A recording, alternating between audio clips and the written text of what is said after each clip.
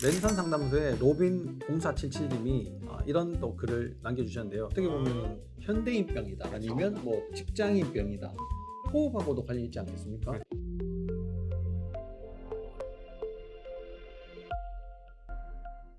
안녕하십니까, 아프지 마쇼의 김준영입니다. 안녕하십니까, 아프지 마쇼의 조조입니다. 네, 오늘 또 이렇게 다시 찾아뵙게 됐는데요. 오늘은 특별히 랜선 상담소 글을 또 소개해 드리려고 합니다. 랜선 상담소의 로빈 0477님이 이런 또 글을 남겨주셨는데요. 저희 유튜브를 열심히 보고 계시는 분인 것 같아요. 네. 이분이 저번에 이제 도파민 얘기를 들어보니까 도파민 얘기랑 나랑 너무 비슷하다. 네. 그래서 상담을 또 올리셨는데, 공부하고 있는 수험생이라고 해요. 잠을 자도 계속 피곤하고 몸도 찌부둥하고 머리가 맑지 않고, 이건 뭐 공부가 되겠습니까? 얼마 전에 수능이 끝났지만 뭐 이런 이런 상태로 수능을 맞이하시는 분들이 굉장히 많으신 것 같아요.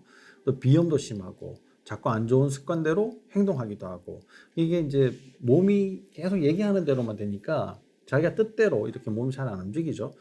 허리도 계속 아프고 앉아있기도 힘들 것 같아요. 그죠? 공부를 하는데 침 맞고 좀 낫기도 했는데, 이게 도파민 문제랑 어떤 관련이 있는가, 이렇게 좀 궁금해하다. 네. 뭐 이렇게 이제 올리셨는데, 어떻습니까? 이분이 도파민 문제랑 관련이 좀 있을 수도 있겠죠. 그죠? 있을 수도 있겠지만 뭐 근본적인 뭐 다른 문제들, 네. 이런 것들이 혹시 또 있나, 뭐 이런 것도 좀 짚어드리는 게 좋을 것 같아요. 네. 일단 이분이 제일 처음에 말씀하신 게 피곤이거든요. 피로. 네. 그러니까 피로하다는 거는 일단 내가 좀 쉬기도 하고 잘 챙겨 먹기도 하지만 음, 자도 아침에 개운한 감이 없다는 거죠. 음, 그 말은 일본 만성 피로가 일단 있다는 거고, 그 음, 만성 피로를 일으키는 원인 중에 도파민이 조금은 있을 수 있겠지만 그보다 더 근본적인 원인을 살펴보는 게 굉장히 중요할 것 같습니다. 음. 일- 어떤 문제가 제일 근본적인 문제일 것 일단 같아요? 이분은 수험생이겠죠. 네, 수험생이면 앉아서 공부를 할 것이고, 네, 앉아서 공부한 자세는 좋은 자세가 대부분 아니죠. 그렇죠. 대부분 고개를 이렇게 숙이고, 음, 뭐 바닥에 책이 있을 거니까 네, 고개를 숙인 네, 형태로서 또 집중하게 되면 이게 뭐 네, 30분이 되고 1시간이 되고 음, 2시간이 되고 이런 자세로 계속 할 텐데, 음, 그렇게 되면 머리의 축이 앞쪽으로 숙여져 있기 때문에 이 머리를 받치려는 이 근육들 자체가 굉장히 과도하게 수축을 해줘야지 머리가 떨어지지 않을 겁니다. 그렇죠. 안 그러면 이렇게 툭 이렇게 떨어지겠죠, 그죠? 네네. 네, 그래서 이 뒤쪽을 자꾸 잡다 보니까 뒤쪽이 뻐근해지고 통증도 생기겠지만, 그게 반복적으로 발생을 하면 이제 일자목, 거북목으로 이제 진행을 할 수가 있겠죠. 음.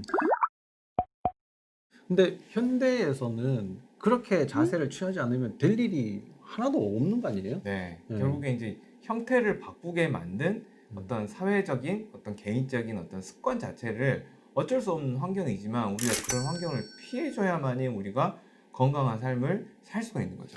그렇죠. 그 일자목, 거북목 이런 얘기는 엄청 많이 듣지 않습니까? 그래서 네네. 뭐 어떻게 보면은 현대인병이다, 그렇죠. 아니면 뭐 직장인병이다, 뭐 네네. 이렇게 그냥 쉽게 말들을 하는데, 그런 조그만한 문제부터 계속 이제 일이 진행이 되는 거예요. 그렇죠. 거기에다가 이게 앞으로 이렇게 다 모으지 않습니까? 네네. 뭐 작업들을 전부 다 손을 앞으로 해가지고 해야지 되니까, 그러면 이제 전체적으로 어깨도 이렇게 말리게 되고, 네네. 이게 이제 펴는 뭐 기계 이렇게 말면 진동이 울리고, 네네. 고기가 떨어지면 진동이 울리고, 이런 기계들도 요즘에 이제 광고들을 굉장히 많이 그렇죠. 하는데, 대부분 그런 문제들을 다 가지고 있다, 네네. 이런 얘기예요. 네. 뭐 골격근의 문제도 있겠고, 또 만성 피로가 호흡하고도 관련이 있지 않겠습니까? 그렇죠. 예. 일단 우리가 이렇게 어깨까지 말리게 되면 굉장히 호흡하기가 굉장히 힘들 겁니다. 네. 첫 번째 이제 그럼 호흡을 우리가 잘 하려면은 호흡 신호가 잘 들어오고 그 신경에 의해서 근육들이 반응을 해서 우리가 충분한 호흡을 해줘야 되는데, 그 호흡의 신경이 어디서 나오느냐?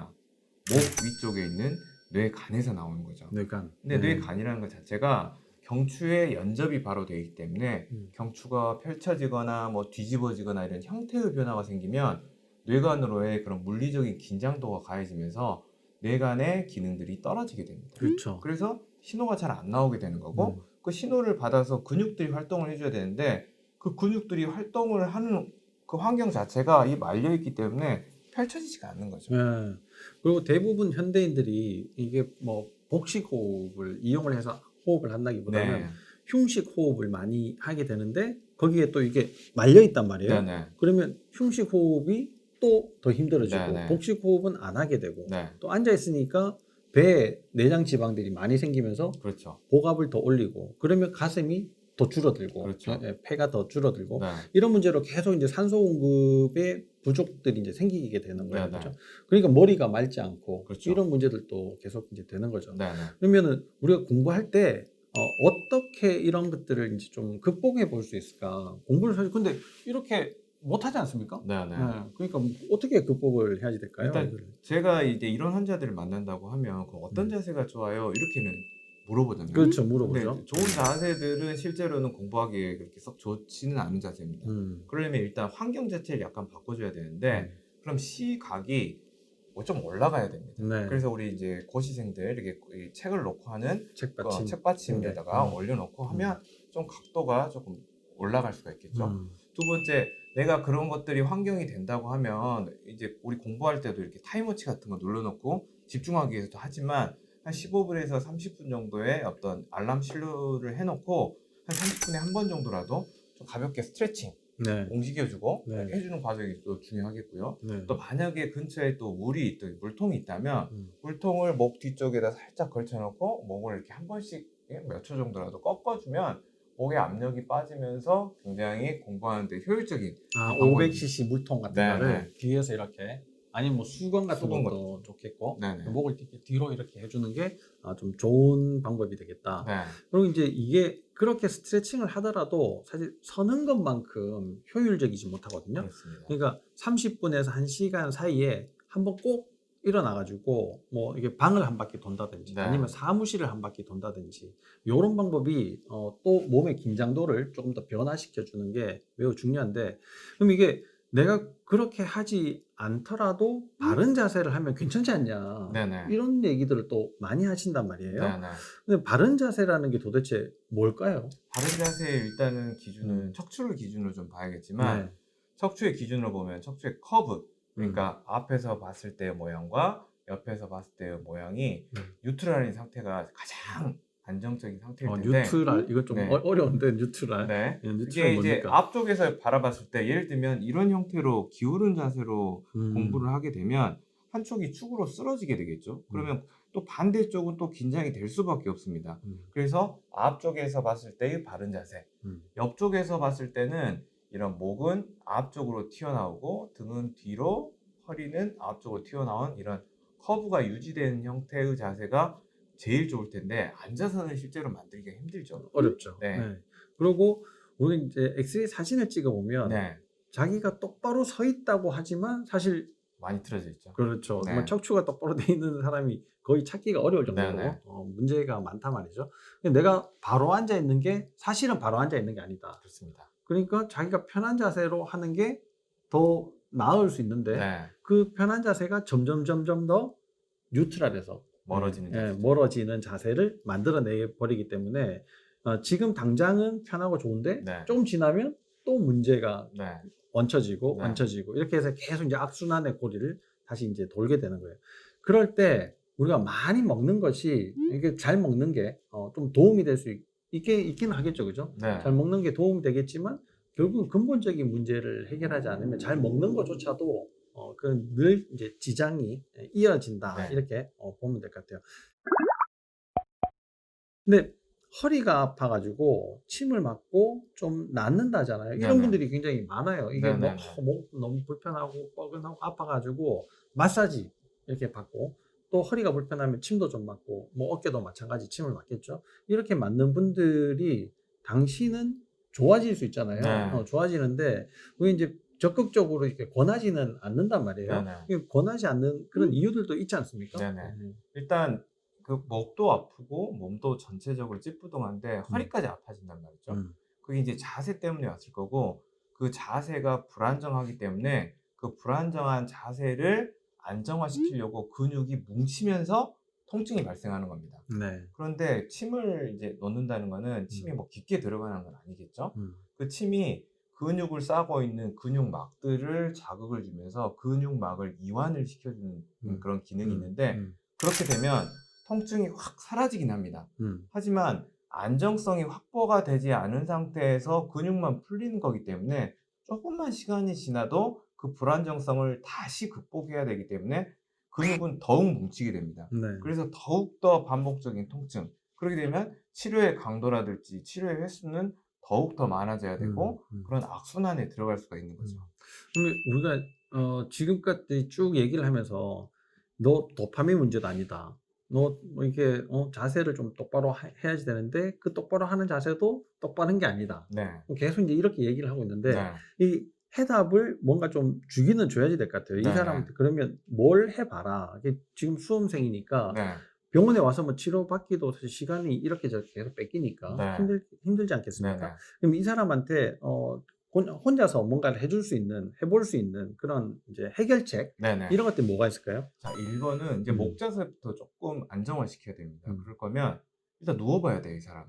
네. 네. 우리가 이제 척추가 제일 편안해지는 자세는 음. 누웠을 때 중력의 영향을 최소한으로 받기 때문에 음. 특히 목에다가 살짝 수건 정도 하나 정도 말아 놓고 특히 컨디션이 안 좋을 때 네. 5분 정도 누워 보면 아마 네. 눈이 딱 뜨이고 코가 뻥 뚫릴 겁니다. 네. 이렇게 되면 이분은 목 때문에 그럴 가능성이 가장 많습니다. 목이 편해지면 또 살짝 잠도 들지 않습니까? 그죠? 네, 뭐 한 10분, 20분 이렇게 딱 자고 일어나면 또 개운한 컨디션을 네. 그러면 이제 되찾을 수 있을 머리도 것 같아요. 맑아질 것이고 음. 두 번째는 좀 운동을 좀 해야 될 것 같아요. 음. 이 운동을 할 때는 우리가 이제 척추 자세를 다 고려하면서 할 수 없기 때문에 걷는 운동이 가장 좋을 것 같아요. 음. 이 걸어줘야지 축이 가운데로 맞춰지면서 우리가 이 자연스러운 자세들이 나올 수 있는 거거든요. 네. 한 30분 정도 고개를 숙이지 않고 또 수험생이니까 또 이런 책 보면서 또 그렇죠. 이제 뭐, 네. 보고 뭐 뭐 핸드폰 외울 보고 거, 예, 뭐 이런 자세로 하지 음. 말고 오직 건강을 위해서 한 30분 정도 고개를 숙이지 않은 상태에서 양쪽 팔을 이렇게 균형감 있게 흔들어 가면서 걸어주면 이분이 많이 좋아질 것 같아요. 네. 어깨도 이렇게 틀어주고, 네네. 골반도 틀어주고, 네. 그러면서 중간에 있는 이게 척추도 이렇게 맞아 들어가고, 네. 그런 게 이제 굉장히 좋은 방법인데, 저는 이제 또 소개해드리는 또 하나의 방법이 네. 108배를 해라. 108배. 108배가 이제 굉장히 좋은 운동인데요.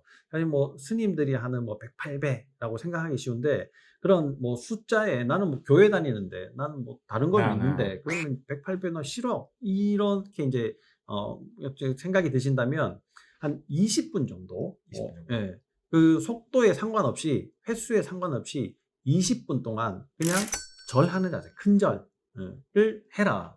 그러면 여러 가지 많은 도움을 네. 많이 받을 수가 있거든요. 섰다 일어났다 하는 게 거의 전신 운동이에요. 복근 운동도 되고, 복근 운동이 우리가 코어 운동이잖아요. 그러면서 목도 쉽게 움직여줄 수 있으니까 횡격막을 자극하는 아주 좋은 방법이라고 저는 생각을 해서 20분간 절 운동을 좀 하셔라 이렇게 또 설명을 드리죠.